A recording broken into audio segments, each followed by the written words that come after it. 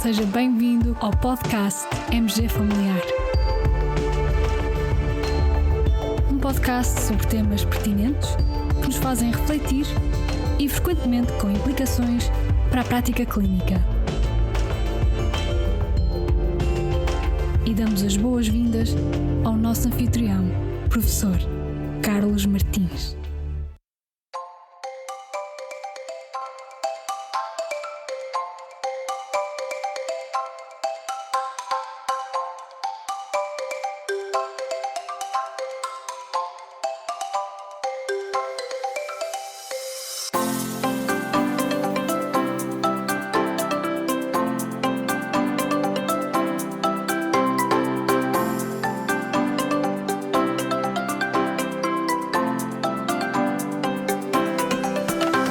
Olá e bem-vindos a mais um episódio do podcast MG Familiar. Hoje vamos abordar um tema que tem gerado crescente interesse junto dos nossos pacientes e também junto dos profissionais de saúde. Será que as técnicas de relaxamento e de gestão de stress podem ter algum papel no controle da pressão arterial?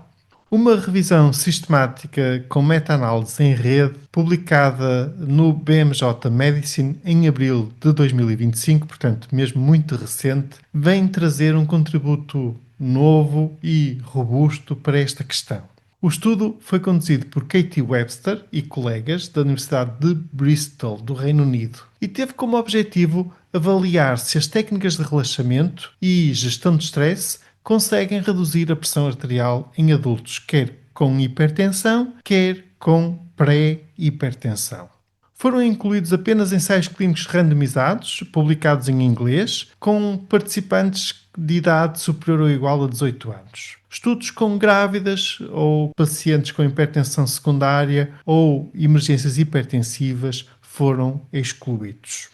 Então, foram incluídos ao todo 182 estudos e destes 166 com intervenções dirigidas a participantes com hipertensão e 16 estudos com intervenções dirigidas a participantes com pré-hipertensão, representando então uma amostra vasta e diversificada. A análise principal, em termos de marcadores, focou-se na alteração da pressão arterial sistólica e diastólica aos 3 meses, ou seja, no curto prazo, no intervalo entre 3 a 12 meses, no médio prazo, portanto, e ainda aos 12 meses, ou seja, aquilo que os autores consideraram no longo prazo.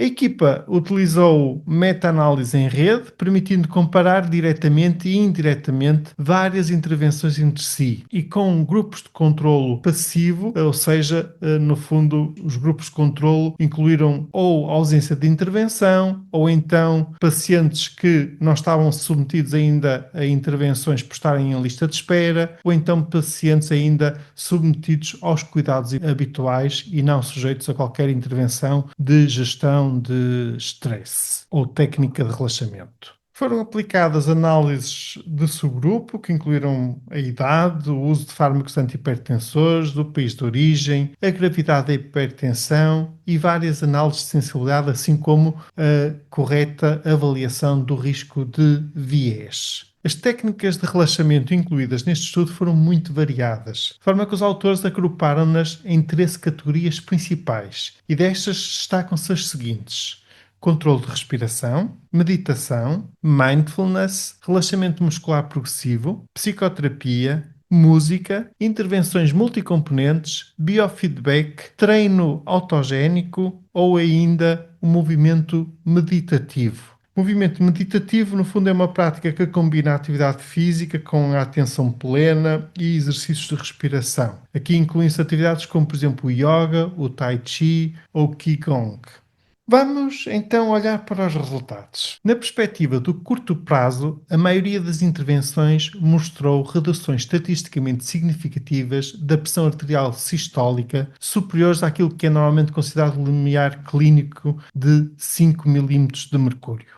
Só para fazerem ideia, partilho aqui alguns exemplos das reduções médias na pressão arterial sistólica em comparação então com o grupo controlo. Por exemplo, o mindfulness teve uma redução média de 9,9 mm de mercúrio. A meditação, uma redução média de 7,7 milímetros de mercúrio. O tal movimento meditativo, que inclui intervenções como yoga e tai chi, uma redução de 9,6 milímetros de mercúrio. Música, uma redução de 6,6 milímetros de mercúrio. A psicoterapia, uma redução de 9,8 milímetros de mercúrio. As reduções na pressão arterial diastólica também foram consistentes, embora ligeiramente inferiores. As intervenções com maior eficácia aparente tenderam a ser multicomponentes ou que envolvem sempre uma ligação corpo e mente, como por exemplo o Tai Chi e o Yoga. Só para terem ideia, esta dimensão de reduções não é muito diferente daquilo que se verifica em alguns ensaios clínicos com fármacos antihipertensores. Portanto, estamos a falar aqui de uma redução que pode ter algum significado, pelo menos no curto prazo. No médio prazo, aí apenas 21 estudos contribuíram para esta análise e a maioria das intervenções já tinha terminado ou estavam numa fase de manutenção. Os efeitos sobre a pressão arterial diminuíram consideravelmente com nenhuma intervenção a manter reduções significativas na pressão arterial sistólica com elevado grau de certeza, de evidência. Em relação ao longo prazo, apenas 3 estudos com baixo risco de viés estão disponíveis e os resultados são algo inconclusivos e com ampla variabilidade. Apenas o treino autogénico, uma técnica de relaxamento,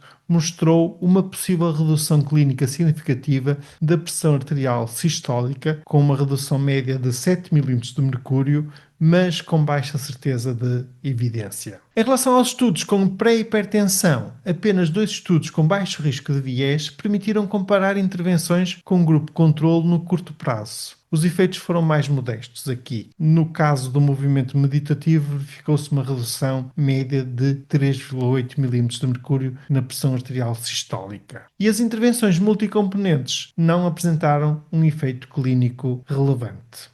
Existem aqui algumas limitações a termos em consideração. 99 dos 182 estudos foram classificados com alto risco de viés, principalmente pela falta de ocultamento e protocolos de medição da pressão arterial pouco robustos. O seguimento geralmente foi curto e muitos estudos não garantiram adesão prolongada às técnicas de relaxamento. A representatividade também foi algo limitada. Os participantes eram sobretudo adultos com meia idade, sendo que poucos estudos incluíram idosos, minorias étnicas, pessoas com incapacidades ou com comorbilidades psiquiátricas. E a mais importante de todas as limitações, caros colegas, qual será? Pois bem, na linha daquilo que temos falado já em episódios anteriores, este estudo dá-nos Disease-Oriented Evidence e não nos dá Patient-Oriented Evidence that matters. Ou seja, no fundo, os outcomes aqui foram os valores da pressão arterial e não outcomes do ponto de vista de redução de eventos cardiovasculares ou de mortalidade. Ou seja, temos aqui um do e não um poem como nós gostamos. Por isso mesmo, os autores referem nas suas conclusões que as técnicas de relaxamento mostram potencial para reduzir a pressão arterial no curto prazo, especialmente em pessoas com hipertensão. Contudo, a eficácia a médio e longo prazo é incerta. São necessários estudos rigorosos com seguimento prolongado e a avaliação de marcadores de outcomes clínicos relevantes. Realmente eu concordo com esta perspectiva dos autores nas suas conclusões. Apesar das limitações, este estudo reforça a ideia de que a gestão do stress e as técnicas de relaxamento podem ter um papel complementar no tratamento da hipertensão, especialmente para pessoas motivadas e capazes de manter estas práticas. Enquanto aguardamos por evidência científica de melhor qualidade e de longo prazo, talvez possamos considerar estas intervenções como adjuvantes, com baixo risco e potencial benefício, adaptadas às preferências dos nossos pacientes. E por aí, colegas, já recomendaram Tai Chi ou Mindfulness ou algo do género a algum dos vossos pacientes? Podem partilhar connosco na caixa de comentários a vossa experiência na caixa de comentários do nosso podcast. E, como sempre, partilhamos juntamente com este episódio o link de acesso ao artigo original e muito obrigado por nos ouvirem. Se gostarem, partilhem, subscrevam o nosso podcast e fiquem bem, continuem bem. Até ao próximo episódio.